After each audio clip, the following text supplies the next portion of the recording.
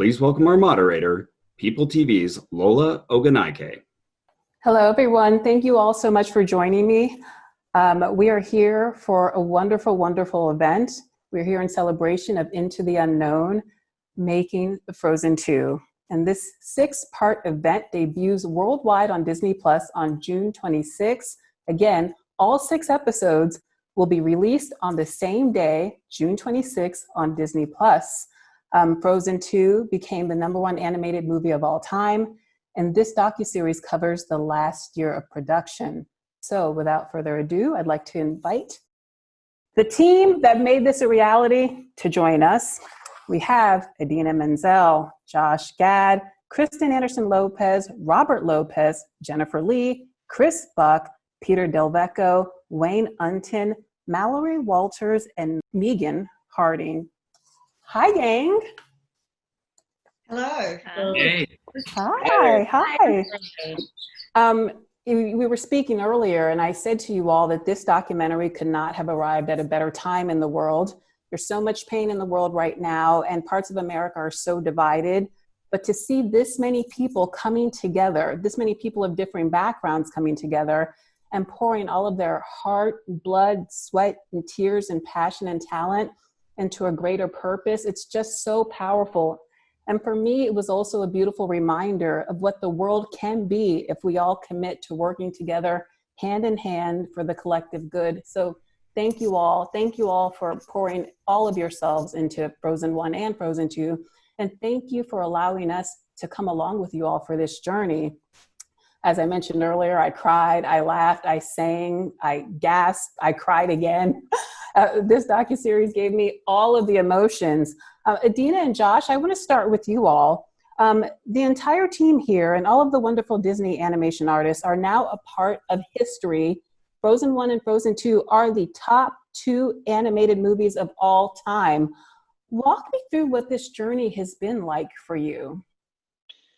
I'm glad you started with us because we did so much more work than anyone on this call from an artistic standpoint. So it's great. Right. It feels earned.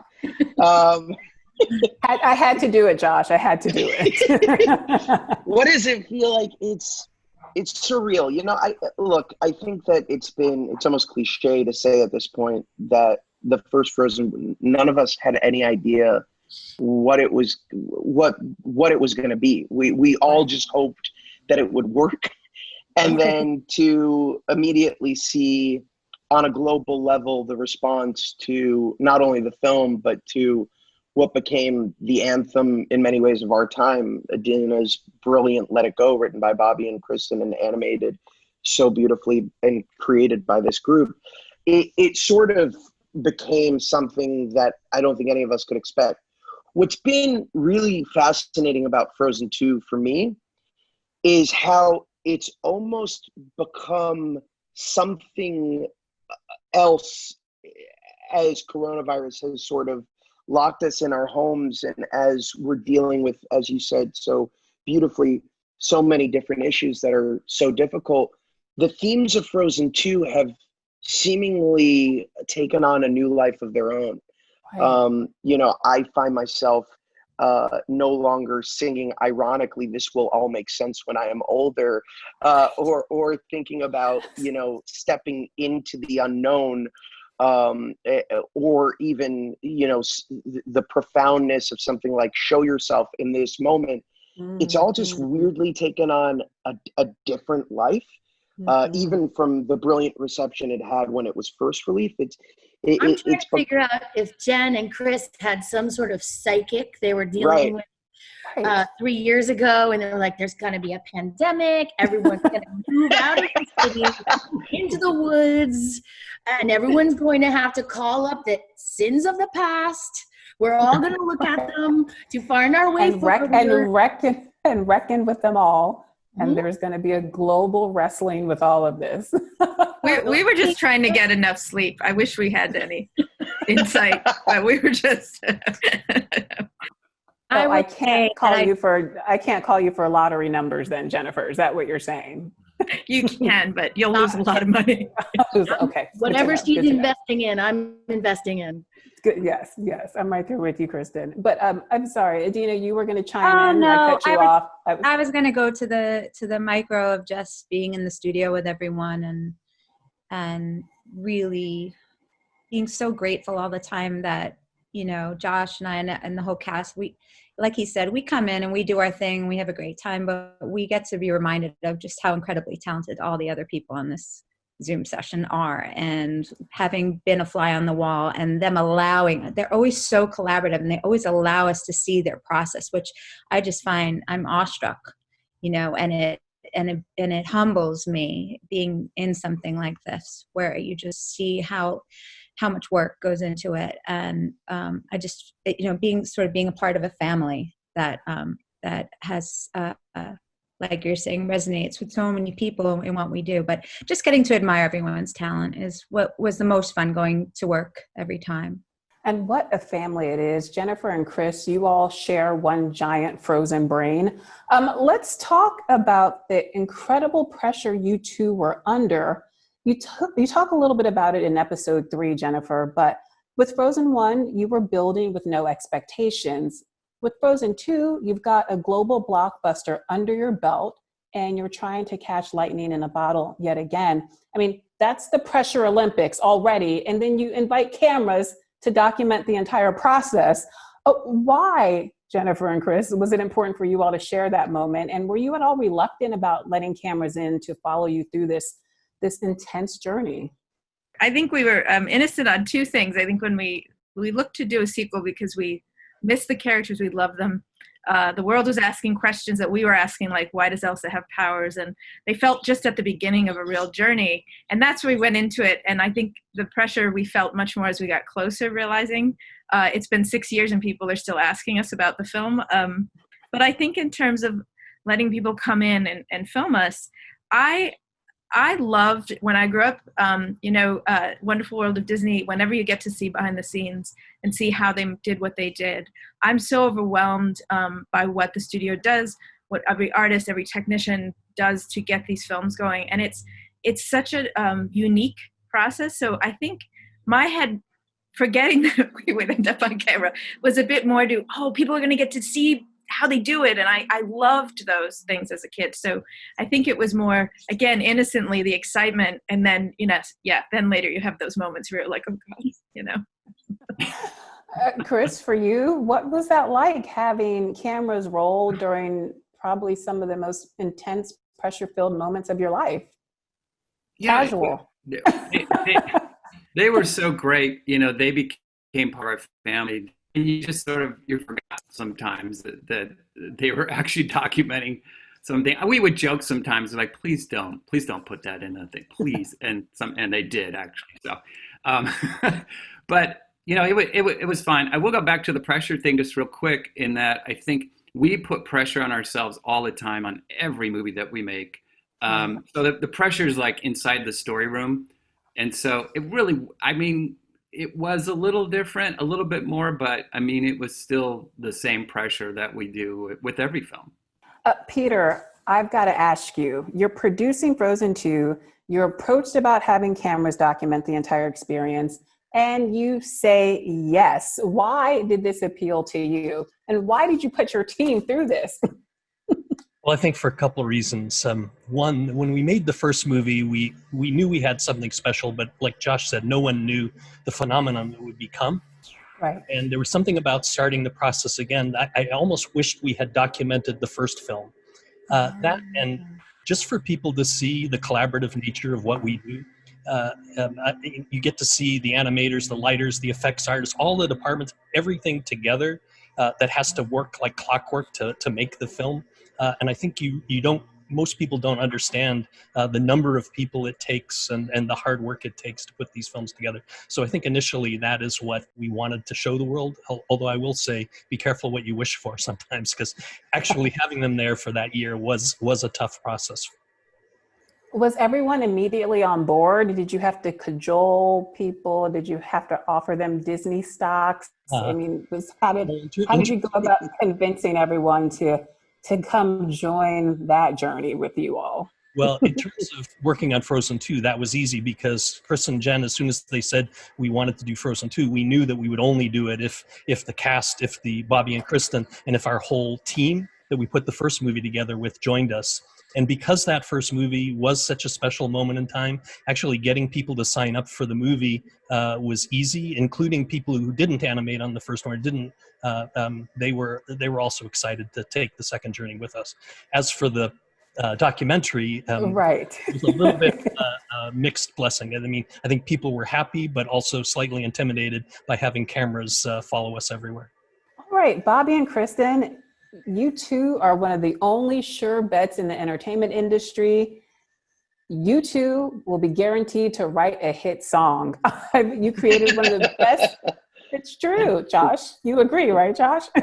I do agree. They're insane. It's insane what they do. I also have to say that I'm very intimidated seeing the animators because I just watched it and you guys are so freaking like I know these guys and they have hero worship forever for me. But you guys like really watching this, you're like I'm blushing because I'm like you guys are so genius. It's incredible. But yes, back to Bobby and Kristen. Right, and listen, we'll get to them in a minute. We'll get to the animators in a minute because Mallory and Wayne, you all do some things in this documentary that just, I mean, mind blown. But I do want to start with Bobby and Kristen first because just watching you two in the studio collaborate was just such a gift. One of the many thrills of this docuseries for me was getting to see your entire process. Walk me through the decision to share that process with the world. And were you at all reluctant about pulling back that curtain? I mean, Josh and I thank you for that. But again, were you at all worried about pulling back the curtain on your process? I think that ultimately we're so happy that everyone gets to see the amazing pieces of the puzzle and, you know, the animators and the lighting and the sound and ultimately we learned a lot watching the documentary ourselves. When it was happening, we didn't quite realize when we said, sure, that sounds fine, that it would be so weird when a camera showed up. We write in an apartment in Brooklyn. Like we were Zoom workers before Zoom workers were a thing. We've been Zoom commuting for 10 years now with this guy. So to have cameras show up, like they didn't just bring one camera. They brought like 3 cameras and a sound guy, and they just had a lot of stuff. The fuzzy thing that's in your face, and like some days we don't the boom mic. We don't put on real pants. I mean, again, this isn't new for anybody else. Now that you've been in the pandemic, but that was how we lived before a pandemic. And so to have people come up and like want to film us, it felt like there's nothing to film. I think if we had been in an office, it would have been a very different. We would have already put ourselves together. Yeah, for a song, for us, songwriting is sort of like a very private thing that happens between a man and a woman. When 2 people love each other very much, they go into a room and they start playing the piano and they give birth to a song. So it did feel very... I love the musical birds and the bees and never explained in that way before. Thank you for sharing that. I love it. To have cameras there was very much, it felt like having cameras for other private things you might do. Like what? Pooping. And so what we would do often is we would say like, oh, we're so busy. We'd write the song, the bulk of the song, and then we would let them come while we were recording because a lot of creativity happens while we're recording a demo. We make a lot of the small tweaks, but it's not like sitting in a room with more camera people than the 2 of us going like, okay, what does Anna say here? Because that's such a private sort of play date kind of experience. You have to be free to jump up on the couch and be Anna, and it would have felt really strange with cameras there. That said, I wish I had thought to diet and drink less before all the cameras showed up. because there was a lot of pressure, and now I'm like, oh, Kristen, oh, when I watch it. You look absolutely beautiful. And again, just watching you two communicate through song and create those masterpieces was just, again, such a gift. I know when we were last together, a lot of singing occurred, and I didn't know if you just felt like breaking into song, Bobby and Kristen, right now. I mean, I wouldn't stop you from breaking into song. I mean, if you want to break into song, you can. Oh, where's she going? They did this all the time. Really? Yeah. What's happening? I'm excited. Yes. I don't know what I can sing. We're in 42 acres of woods, and I'm very allergic.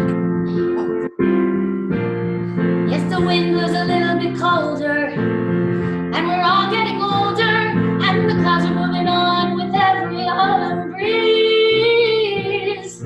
Peter Pumpkin just became fertilizer, and my leek's a little sadder and wiser. But Time lie uncertain certainties. yes, some things never change, like the feel of your hand in mine. Some things stay the same, like that we get along just fine, like an old stone wall that'll never fall. Some things are always true. Some things never change, like how I'm holding on tight to you. I think that's enough. I did not warm up, and I have no B notes. There's no B notes. All right. That made me very, very happy. Thank you very much. I will be holding on tight to that moment for the foreseeable future. Thank you so much. Can I say something?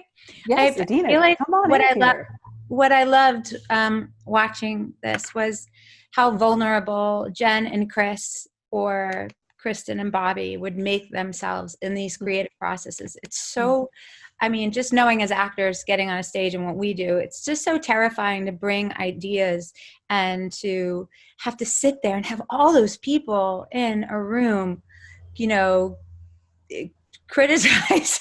Yeah. And you guys just, I mean, you're so brave to do that and to throw your heart in it and to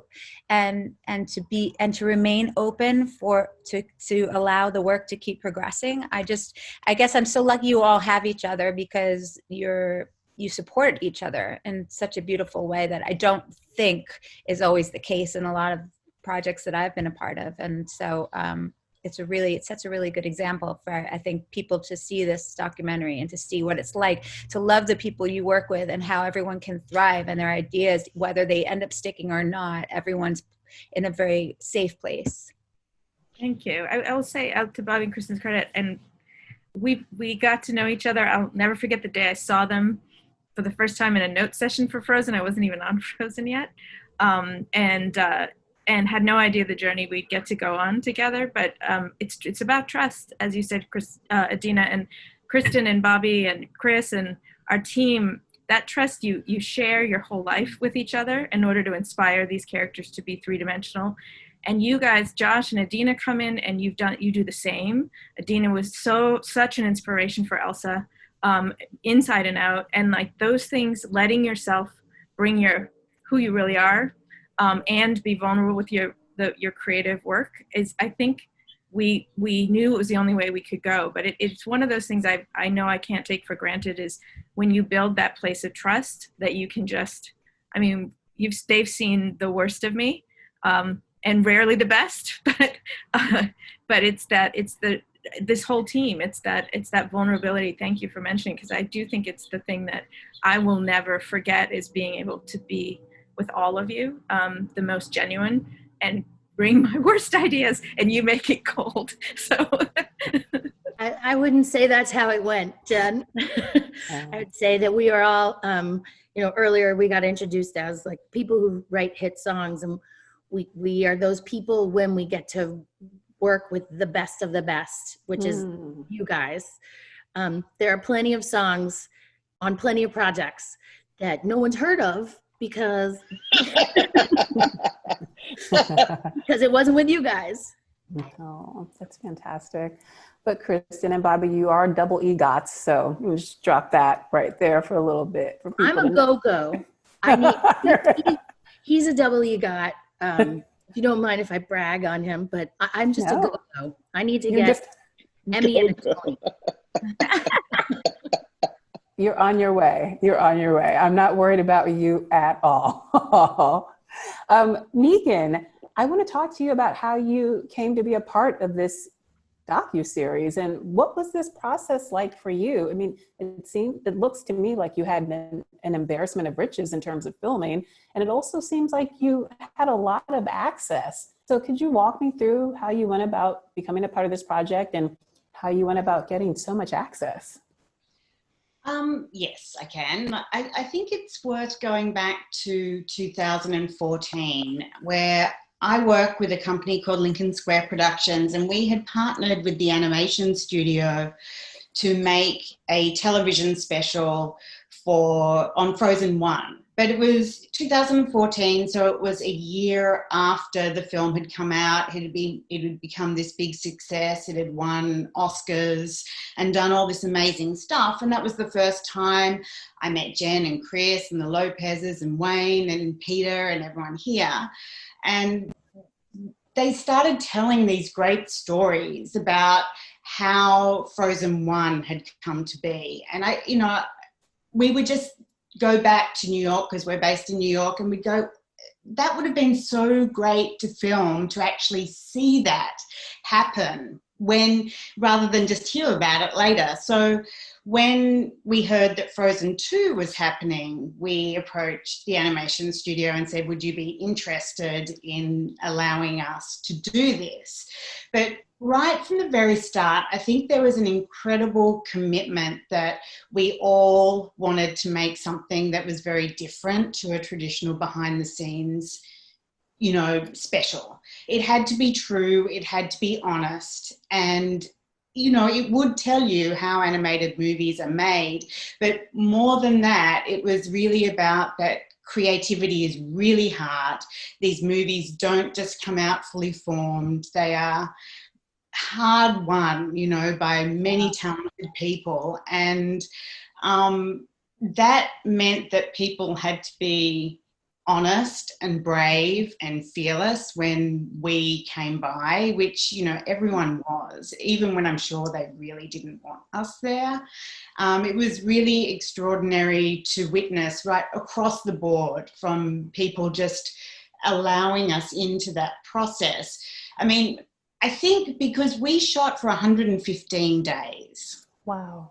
So we became a part of the furniture too. Like, I think at a certain point, people just forgot that we were there, and like we'd wheel out the trolley.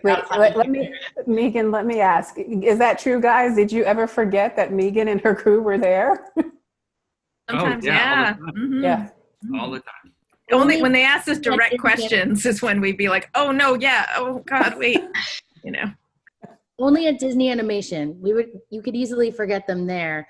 But when they were in our tiny little apartment, you knew they were there. That is very true. That is very true. It was a more intimate experience. But Megan, did you have to negotiate access? Did you essentially say, I'm going to need you to give me a lot of room to play here, because I don't have access? Or was it a pretty much a foregone conclusion that you'd be able to run wildly through this process with your cameras in tow? Well, I do think it comes back to that commitment. Like, I believe that everyone wanted to make this a truthful document of how you produce these incredible movies.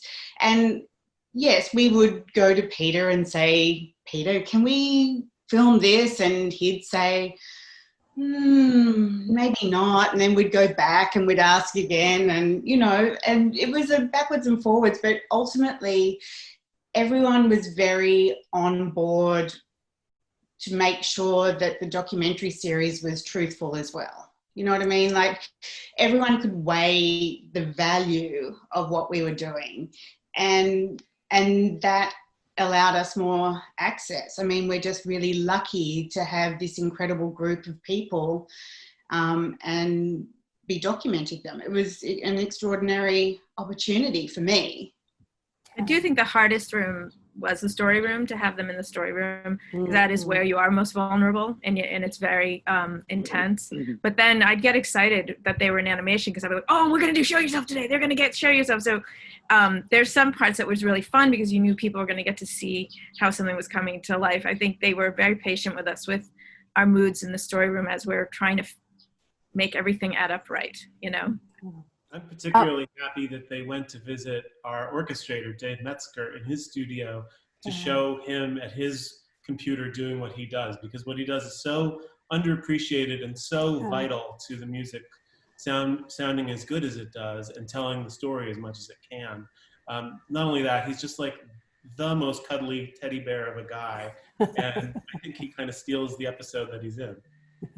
That is true. That is very true. I mean, that was definitely a part of it, wanting to show as much of the process as we possibly could.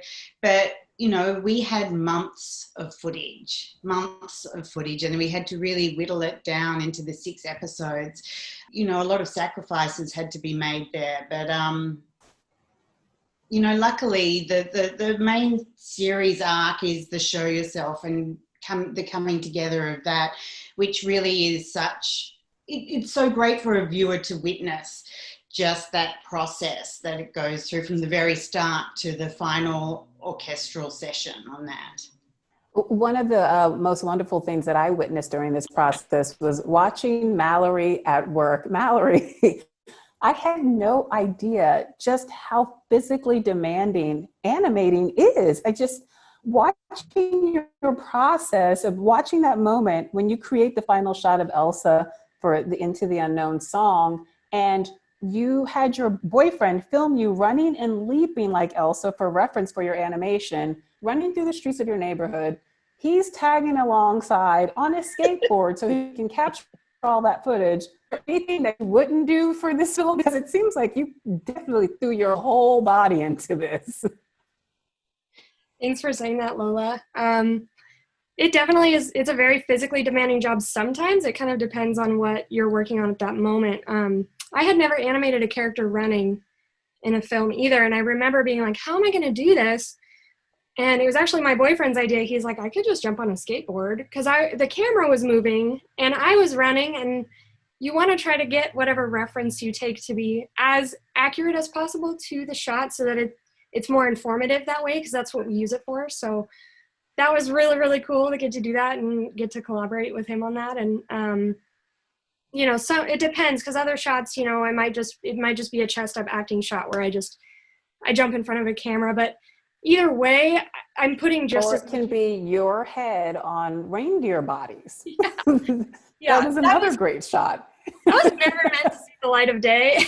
So the fact that that's in there, I was kind of really hoping that didn't make it in there, but it's out there now. So that was wishful thinking. Yeah. Yeah, I kind of knew, especially when they said, can you send us that reference file? But Sorry. Regardless, I think no matter what I'm working on, you're always putting a little piece of yourself into it. And I think that's what makes animation so fun. It's really what draws me to it, is I get to play as Elsa. You know, I'm sure Josh, you feel that same way too. You get to be Olaf for a moment. I feel that way about playing Elsa too. It's really, it's always exciting. And I was honestly like, that was because I didn't get to see any of that. So your face on all of the different Kristoffs was one of the highlights of the series for me, because I was just like, oh my God. Or what's his name doing the Olaf stuff. I've spoken to all of you guys so many times, and I've sat with you, but I've never actually seen you guys. And what Adina said earlier, and it's so true, is that vulnerability and that bravery to just take on this stuff and share it. Because I'm not going to lie, I was, as Bobby and Kristen know, I was so intimidated with the cameras around, because you feel so vulnerable. So when I was singing my song and suddenly I had people like recording me, like, what is this? We're doing an animated film. And it was just so like intimidating.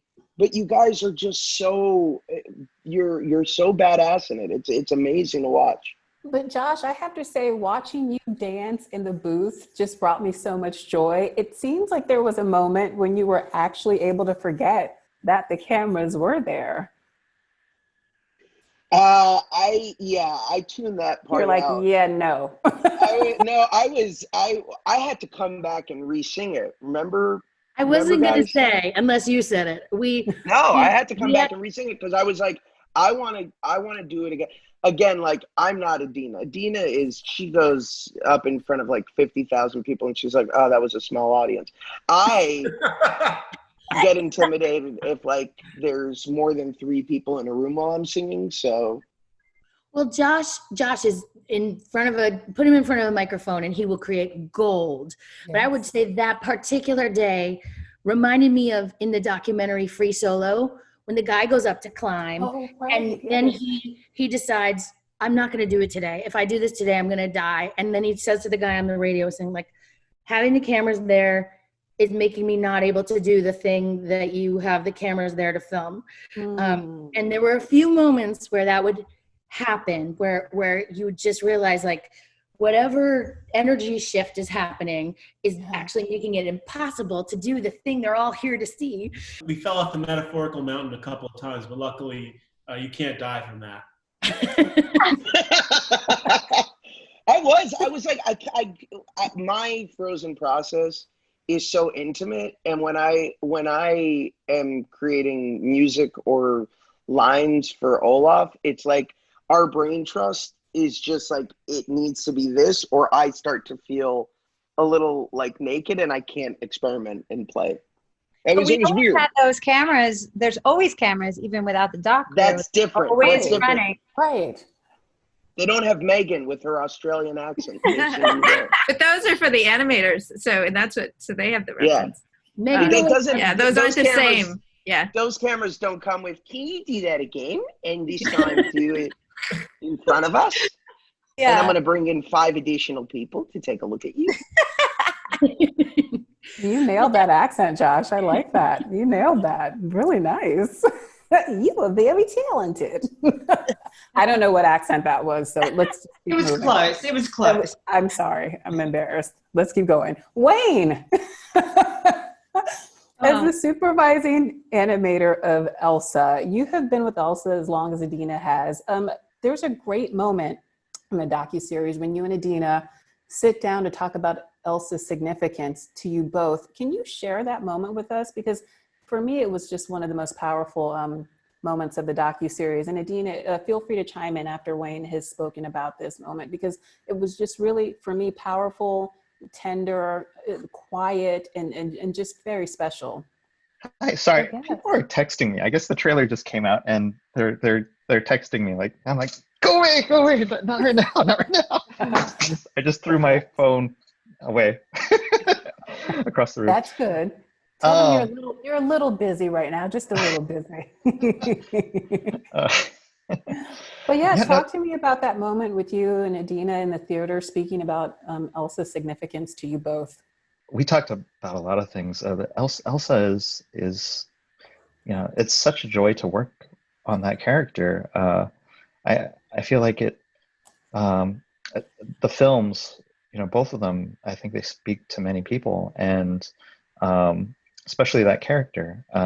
Elsa is very close to our hearts, but to see, people relate to her, and, it's such a cool thing to be a part of, bringing her to life, and then to see that reaction from many people, and that, some people have spoken to me directly or sent messages and saying like how that, they can relate to her and it's helped them through many, many things. And I was sharing with Adina during that talk about how she actually, Megan had mentioned this. There was a documentary on TV for the first Frozen, and in it I mentioned about how Adina had come in. She would come in a lot of times to talk to the animators, and she came in, and I don't think she realized how many of us were there. There were, I think at the time for Frozen 1, there was 70 animators,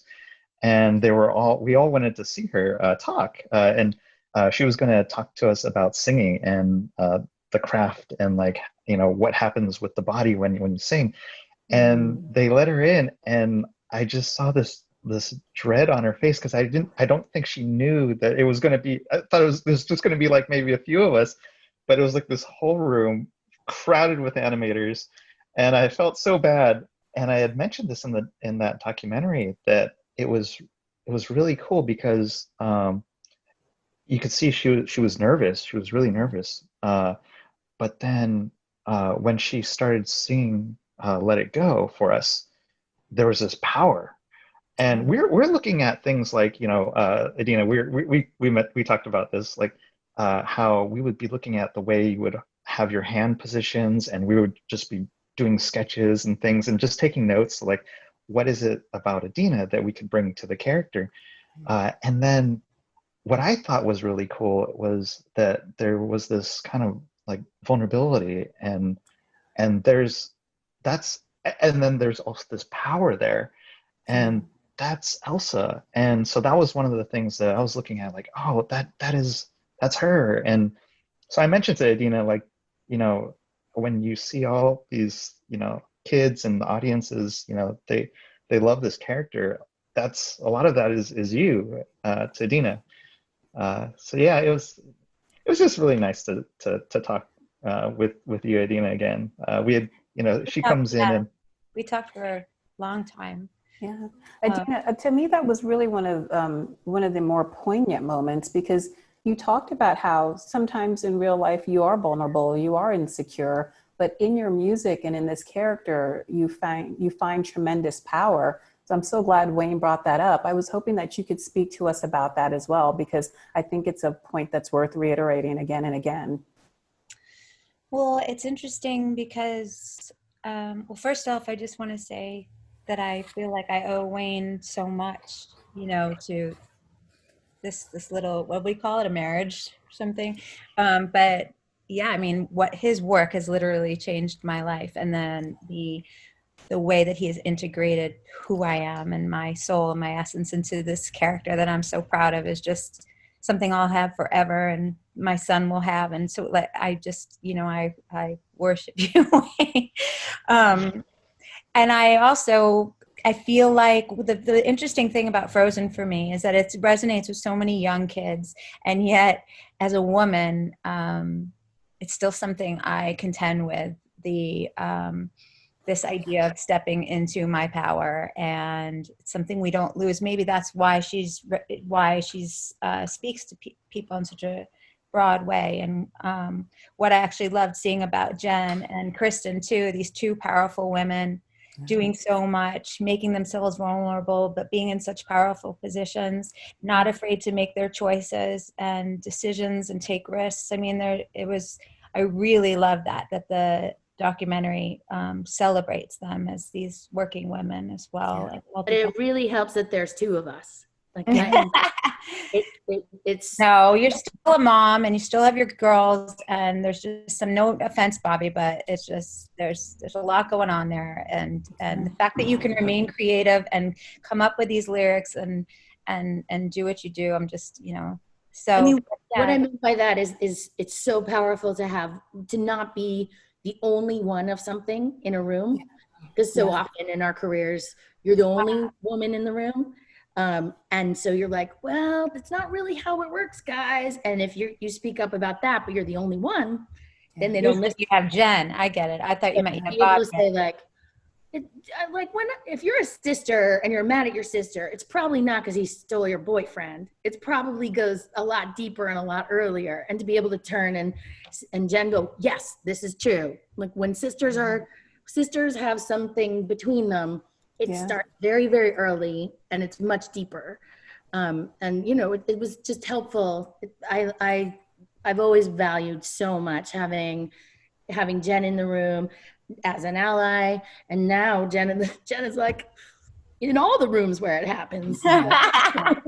I know we've got to open it up for questions really quickly, but Jen, I wanted to speak about you being in all the rooms and having to wear so many hats. I mean, you're one of the pioneers in this industry in terms of leadership. And in addition to being the chief creative officer at Disney Animation, you co-wrote and directed Frozen 2. You were a single mother. One of the best moments for me was watching you print out your daughter's math homework as you show up at the office at 5 a.m. to write, and you write from 5 a.m. to 1 p.m. on the weekends to get this all done.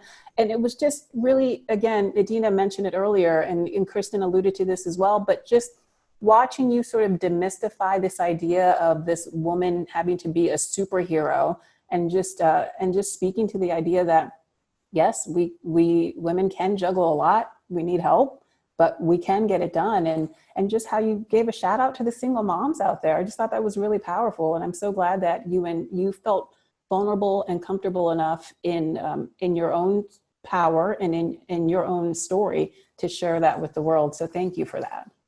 Thank you. No, it just, I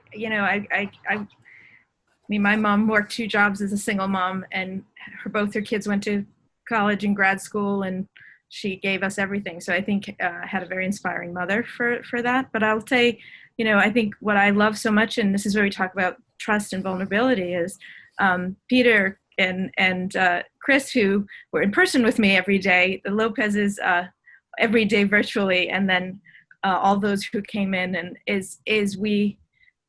they made it for a space where I can say, here's what I need. Here's what's going on now. Family comes first for all of us. And we just gave each other permission to say, what do you need? I feel and I know how lucky I am. I was invited into the rooms before I was asked to be there mandatorily, I guess. But I think it's just creating this space of how we support people to bring out their best work is the environment we have. And that's an environment that connects very deeply with me, that everyone's valid in the room and what they bring is important. And from there, trusting the best will come. And that's how we worked. And so that's how we work now. But, it wouldn't have been possible. And I think that's an important thing for all of us, that we can have that relationship at work where we bring our whole selves, that we're able to bring our whole selves. Chris, I'm going to give you the last question before we open it up to the audience. What can we expect from Frozen 3?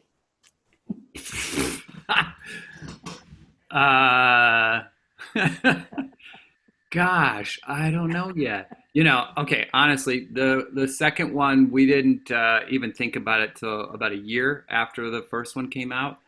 These movies, as you will see, are so exhausting emotionally and physically that you really don't have the headspace to even think about it. So all I can say is we'll see. We'll see. That's all you're going to give me. I said today in an earlier interview, I was like, how about you guys get us a vaccine? When there's a vaccine, we'll start trying to talk about Frozen 3. Okay, that's fair. That's what Frozen 3 should actually be, the search for the vaccine. I just want to stress, this is all news to me, guys, that we're talking about this. I mean, I have no power to make Frozen 3 happen, but I do have the power to at least be able to think about what Frozen 3 might look like if my children go back to school, because there's a vaccine. No, this isn't any announcement of Frozen 3. No, we have not talked about it. Chris is doing a wonderful project right now. Peter's doing a wonderful project. Everyone's very busy. I think I heard that Frozen 3 is happening. So to the audience members, audience members, raise your hand in the interface and you will be unmuted. If you want to ask about Frozen 3 or any other questions about this amazing docuseries, this amazing 6-part event that airs on June 26th, feel free to ask your questions now. All right, we have a question from Steven Sievers. Hi, guys. It was cool seeing that there was 2 songs that got cut from the movie. Will they ever be released at some point? Some of those songs have been released already on the deluxe soundtrack release. There's 4 of them, I think, on that one. And then there's one that you can see in the documentary. I think it's See the Sky, which was the Northalgia's song. And the only way you can hear that one is by watching some of this docu-series. So yeah, we've gotten a lot of requests to animate them because they're not, people ask us for a director's cut of things. I'm like, no, we don't really cut. Animation is one of the most expensive, difficult parts of the process. So we either commit or we don't. So we don't have animated versions of those songs, but we've been getting a lot of requests for those. Question from Jessica Mason. Hi there, guys. As a mom to a little girl who is obsessed with these movies, it is so important to me to have a movie that has so much diversity on it, even building on Frozen 1. And to go from Snow White saying, someday my prince will come, to you are the one you've been waiting for. It's so powerful for me as a parent. So I just want to talk to Jennifer and Adina and the animators about the importance you feel as knowing this movie will be so important to young people, especially little girls. Yeah, I mean, I do think we all talked about, I mean, Adina, Kristen, and with animators, we all talked about how important it was. And it was interesting because it was such an abstract thing to do that it's hard to get your head around story-wise, the idea that you're going to have the answer be herself. That's so, it's, you know, you're used to songs that it can be externalized in a way that also drives the story. And this was Show Yourself in particular was an arrival of her into her true power. And we had never seen that for a woman and growing up, to know that you have the answers within you. And I know early on, Kristen, it was the one thing coming in of saying, if we could ever do something like that for Elsa, it would mean so much to me to have that. And we got scared for a while. We couldn't pull it off because people would go, I don't know how to visualize something so internal. But it took the whole journey for us to do so, I think. But I don't know if the others want to talk about that. But. I mean, I would just add that if Frozen 1 was trying to open the lens of true love to include familial love, the thing I was so excited about when Jen and Chris and Peter came to us to do Frozen 2 was looking at the way that could we open the lens to finding your own power, finding your own without needing anybody, like that moment when, especially for a woman, when they realize like, this is my purpose in life, this is my path, this is what I have to say, can really feel like true love too. And could we put that into the movie? Excellent. We have a question from Kevin Winston. Hi, this is Kevin with Digital LA and Yale in Hollywood. Question relates to when you were doing the documentary filming, like actually doing some of the behind the scenes stuff, did certain themes come out that you didn't expect? Typically when you do a documentary, there's some, 2 or 3 things you want to focus on, but then inevitably something else comes out that was unexpected, or, oh, let's follow this news story. Can you talk about that? Sure. Yeah. I mean, when we started, we weren't sure exactly. We had blocks that we thought that we would be following, but as I said before, we shot for 115 days. I think that comes out to something like 1,300 hours of footage that we had. We had an extraordinary team of producers and editors who were like scouring every every file, so that we could find those moments that connected, because sometimes we would shoot a meeting, but then that wasn't resolved until like maybe a month or 2 later, when that, piece of animation had been finished, or this piece of, the song was resolved. So it was constantly evolving, really. I mean, all we knew was that it was going to be the final year of production. And we didn't, and truthfully, I don't think I really understood exactly what that was going to be, because I didn't understand how animation worked. So it was a learning process for me as well, to go through that and to see what issues were coming up and what were the real sort of challenges of making this, and try and focus on those, as well as the real triumphs as well. So it's a balance. There was a question from Jasmine Williams in the chat. She asked, with the first movie being such a phenomenon that is still a massive hit even to this day, what were the key goals that you felt were most critical to meet in Frozen 2? One thing I think, I know Chris can speak to this too, the key for us was we have to be true to these characters, and these characters are growing and evolving. So what we didn't want to do is just take a new situation with the characters as they are and do an external stakes story. That we wanted to have the stakes come from them. So we had to do a lot of work to say, who are they, where are they now? Not with what the world zeitgeist is, but what they are feeling, and being on the precipice of adulthood, and feeling like we would only, if we built it the way we did the first one, committed to the characters, whatever happens, at least we could feel like we did right by them. Because I don't think we ever expected to, nor thought we could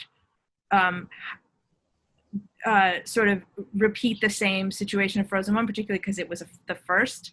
But I think we wanted to do it emotionally justice and have somewhere to go that was an evolution instead of just like a flip of a sequel.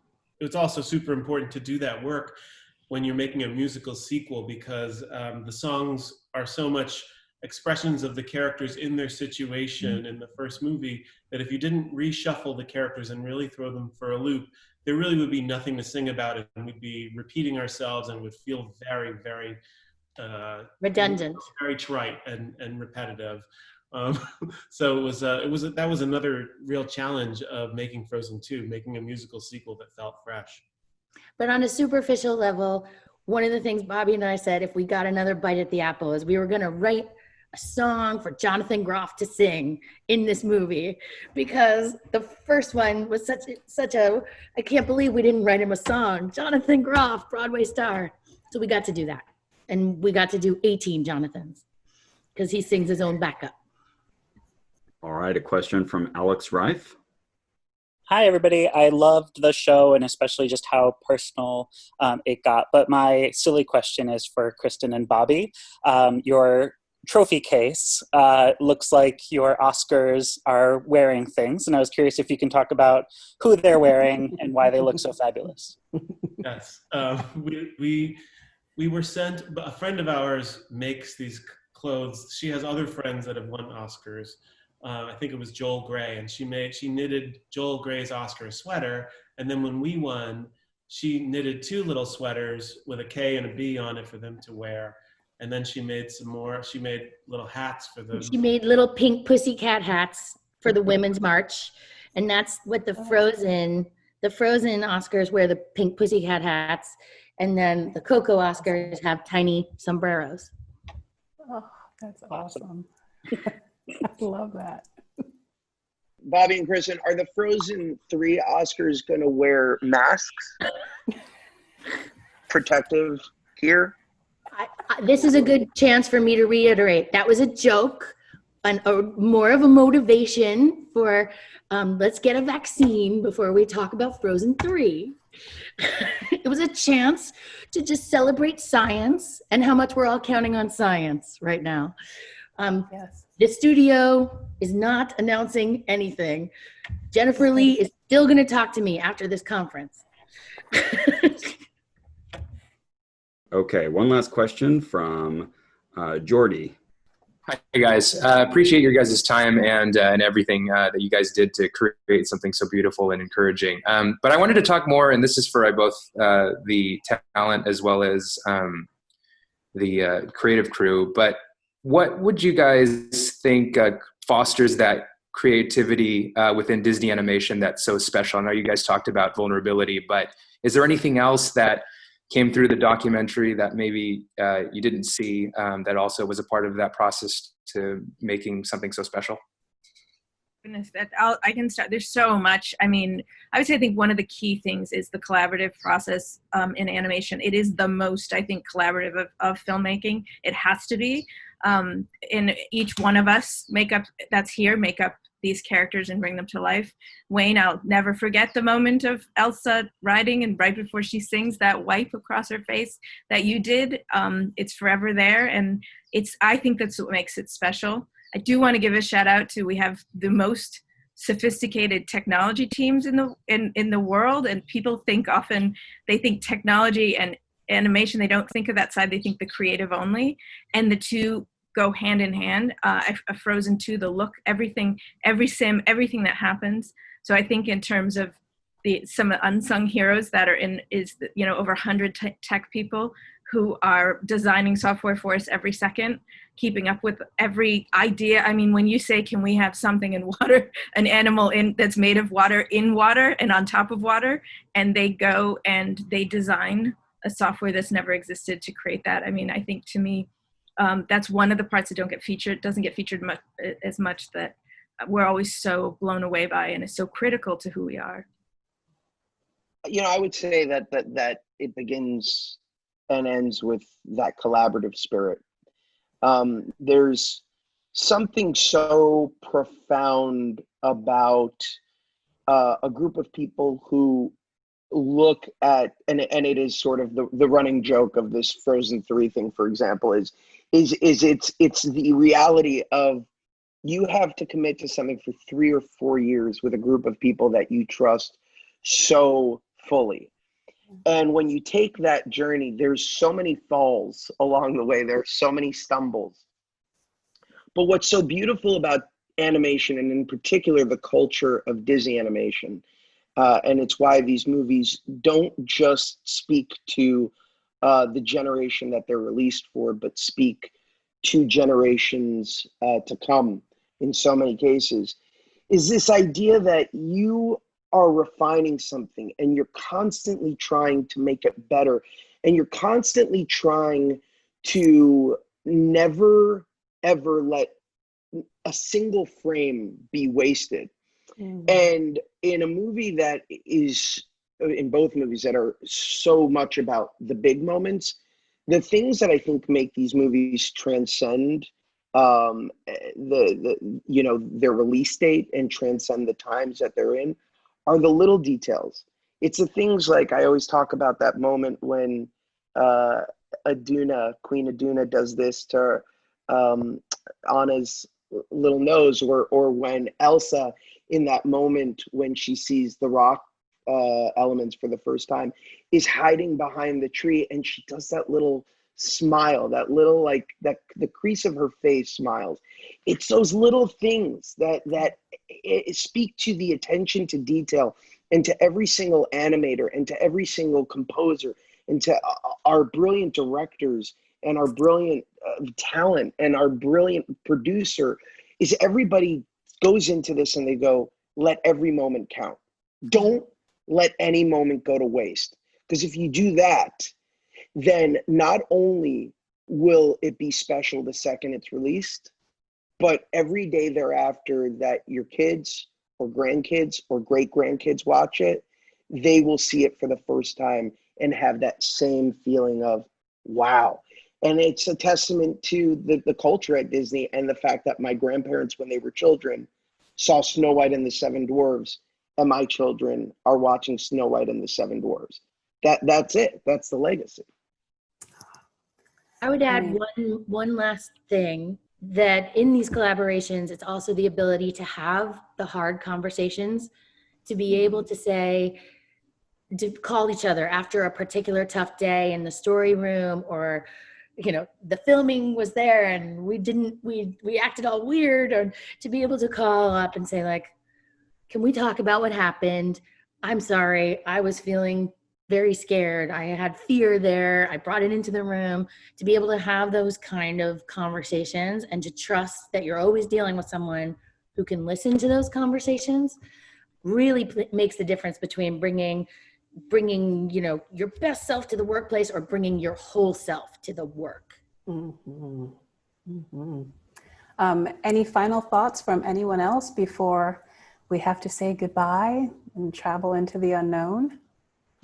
I think that the sort of saying what Jen and Kristen were saying, and what goes in tune with Elsa, is that the gift and the curse of performance, or the creative process, not just performance, what everyone is doing on this session, is that being vulnerable is the only way to make great work.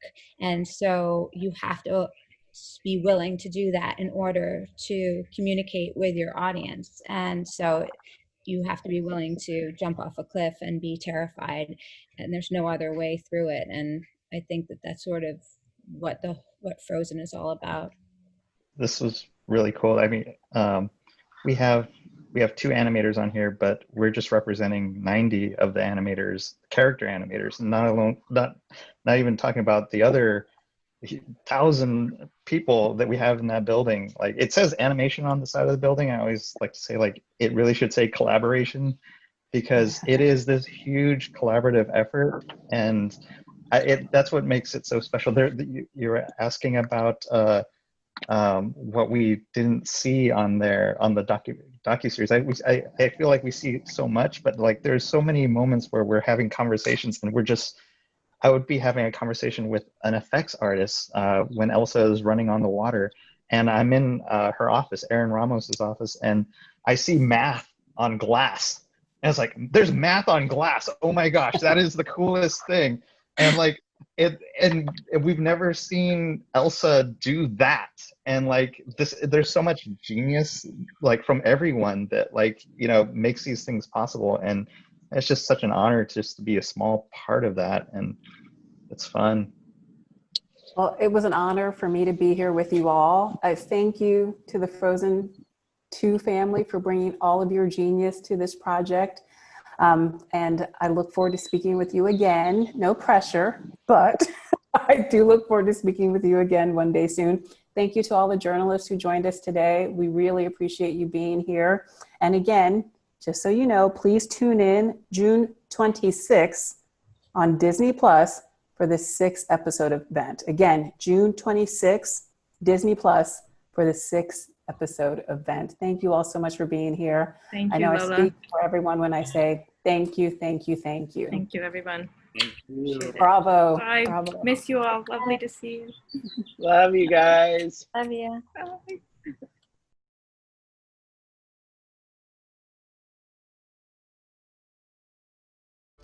Bye.